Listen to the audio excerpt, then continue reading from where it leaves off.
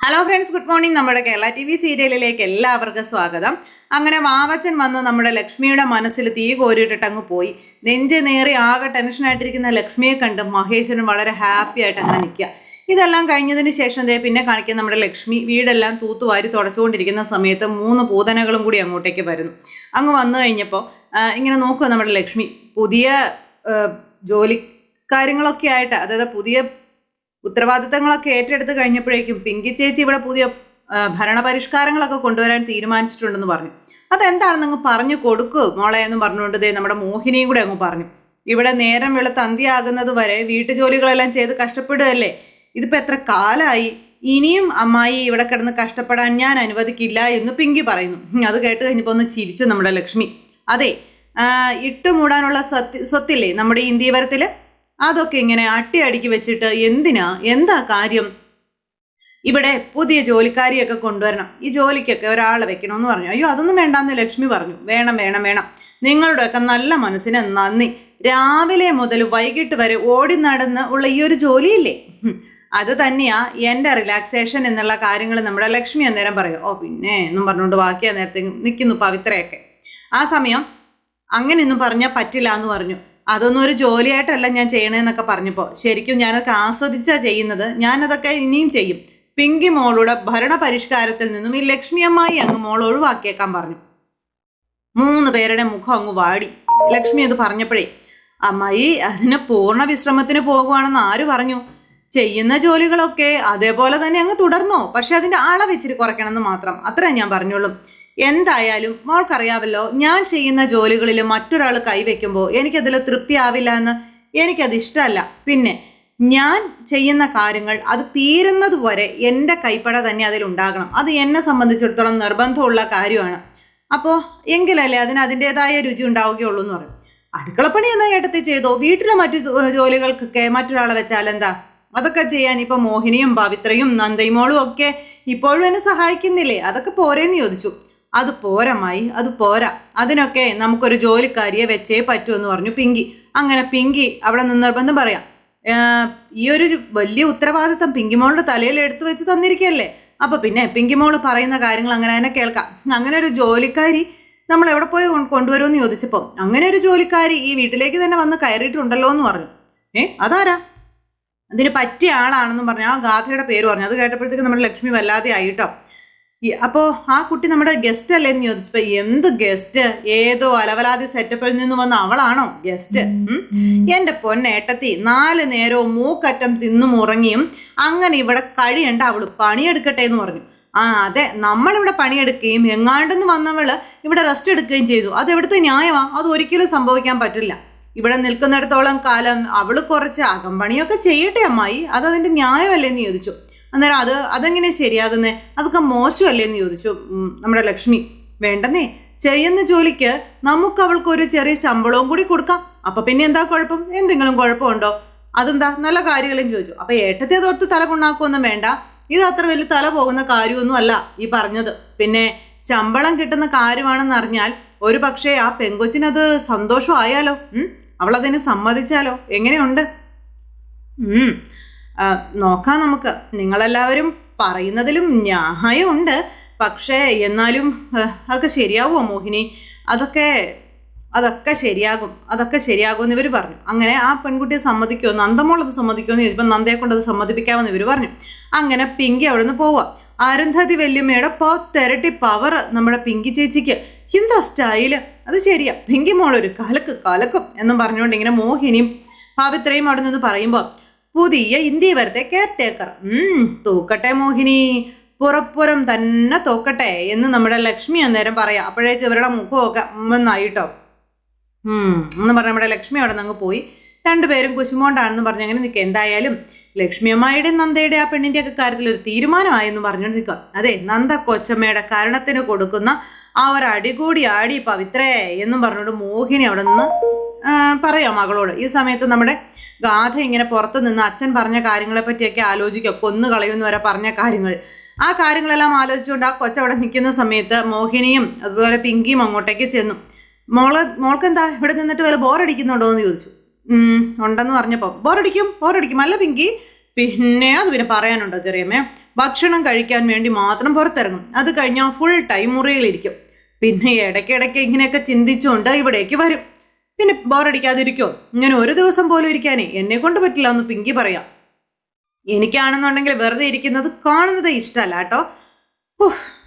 അല്ല മോളെ പറഞ്ഞല്ല കേട്ടോ എന്നും പറഞ്ഞുകൊണ്ട് ഗാഥയുടെ അടുത്തേക്ക് ചെല്ലുന്നു. എങ്ങനെ ഇന്ത്യവരം തറവാടൊക്കെ മോക്ക് ഇഷ്ടപ്പെട്ടോ എന്ന് ചോദിച്ചപ്പം എന്ന് ഗാഥ പറയാം. ഇനി കുറച്ച് നാള് ഇവിടെയൊക്കെ തന്നെ കാണുമായിരിക്കും അല്ലേ? അത് പിന്നെ ഞാൻ നന്ദേച്ചി മതി മതി മതി മതി നന്ദേച്ചി പറയുന്നത് പോലെ മാത്രം മോള് കേട്ടാ മതി കേട്ടോ. അല്ല മോളിവിടെ നിൽക്കുന്നതിൽ ഞങ്ങൾക്ക് സന്തോഷമുള്ളൂ കേട്ടോ.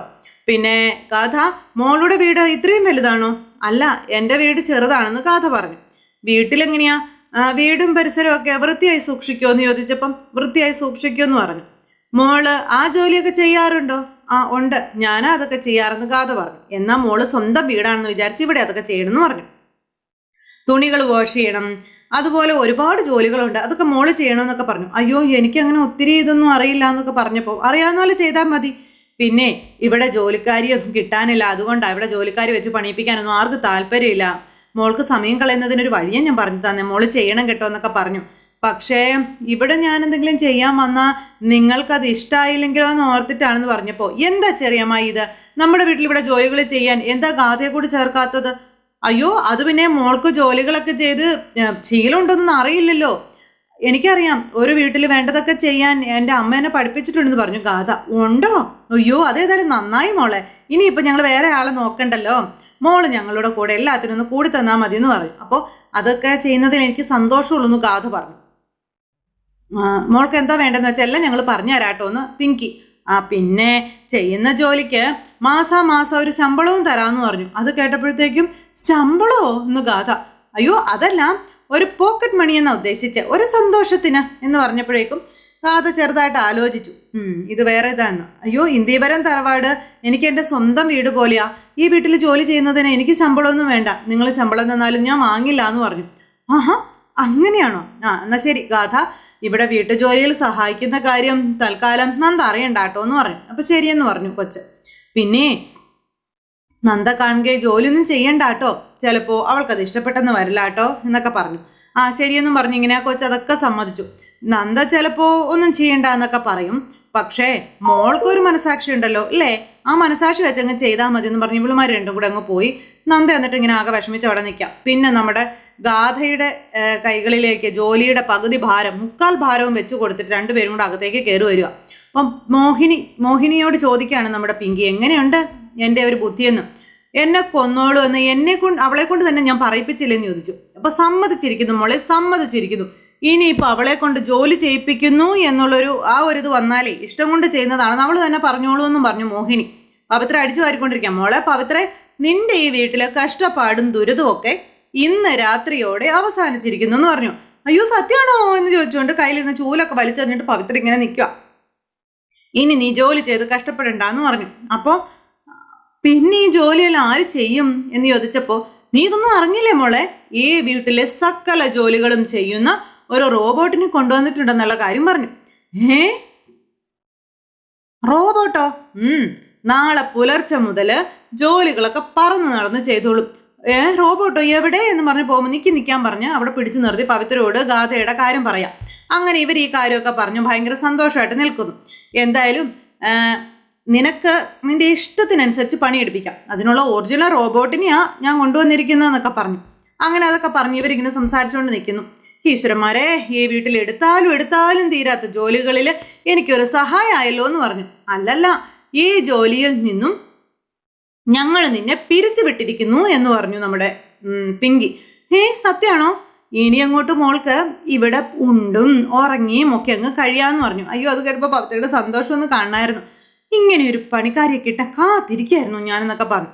നാളെ അതിരാവിലെ മുതൽ തുടങ്ങണമെന്നാ പറഞ്ഞിരിക്കുന്നതെന്നൊക്കെ പറഞ്ഞു മോഹിനി പവിത്രയോട്. ശരി, ഓക്കെ, അവരതങ്ങ് സെറ്റാക്കി. ഇത് കഴിഞ്ഞ് പിന്നെ കാണിക്കുന്നത് മഹേശൻ അവിടെ നിന്ന് ഫോണിൽ വിളിക്കുന്നു. ആ സമയം അവിടേക്ക് നമ്മുടെ ലക്ഷ്മി വന്നു. എടി, നീ അവളോട് സംസാരിച്ചോ എന്നും ചോദിച്ച്. ഇത്ര വേഗം നീ അത് മറന്നുപോയോ?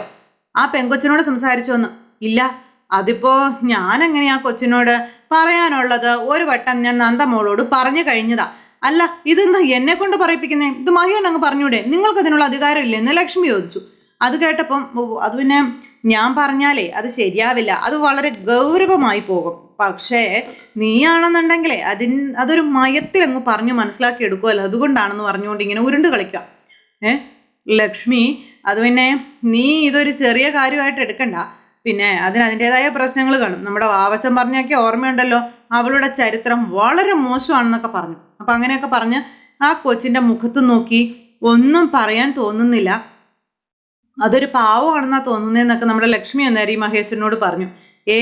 ഇത്തരക്കാരുടെ മുഖമുദ്ര തന്നെ അതല്ലേ, പഞ്ചപാവങ്ങളെ പോലെ നമുക്ക് കാണുമ്പോൾ തോന്നും. പക്ഷേ ഉണ്ടല്ലോ, കാര്യത്തോടെടുക്കുമ്പോഴാണ് നമ്മൾ വിവരം അറിയുന്നത്. അല്ല, അവരെ സ്വയം അറിയാതെ പലതും ചെയ്യും, അതാണ് കുഴപ്പം, അതാണ് പറഞ്ഞതെന്നൊക്കെ പറഞ്ഞു. ഇതൊക്കെ കേട്ട് കഴിഞ്ഞപ്പം വീണ്ടും വീണ്ടും ലക്ഷ്മിയുടെ ഉള്ളു കിടന്ന് പിടയ്ക്കുക. ഇയാൾ ഇതൊക്കെ നോക്കുവാണ്. നമ്മുടെ ഗൗതത്തിനെ കുറിച്ചോ അരുണിനെ കുറിച്ചോ എന്നെ കുറിച്ച് തന്നെ ഒരു കള്ളക്കഥ ഉണ്ടാക്കി പറഞ്ഞാൽ എന്താകും അവസ്ഥ?